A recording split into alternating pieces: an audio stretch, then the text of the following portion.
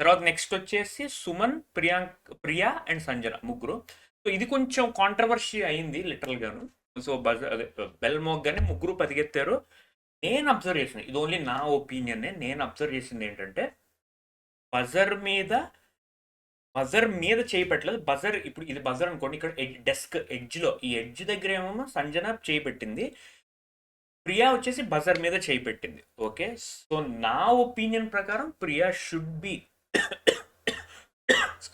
Priya was actually the one who touched the buzzer or pressed the buzzer. కానీ శ్రీజ ఏమో మరి ఆమె ఏ యాంగిల్లో చూసినా మనకు తెలియదు, సైడ్ యాంగిల్ చూసింది కాబట్టి ఆమెకి సంజన అనిపించింది. బట్ లాస్ట్కి ఏమో అంటే షాక్ అయింది ప్రియా యాక్చువల్గా. నేను కదా, నువ్వు వాళ్ళ పేరు చెప్తాడు, నేను కదా, నేను నేను నేను నేను బా చా మూమెంట్ ఇంకా అది కొంచెం ఆర్గ్యుమెంట్ పెరిగిపోయింది అనమాట. ఆర్గ్యుమెంట్ పెరిగిపోతే చా అమ్మ ఈ మూడ్లో నేనే వెళ్ళి ఏం వెళ్తాను, ఆమెకి ఇచ్చేసేయి, నాకు వద్దు వద్దు వద్దు అని కాల్ చేసింది లిటిల్గాను.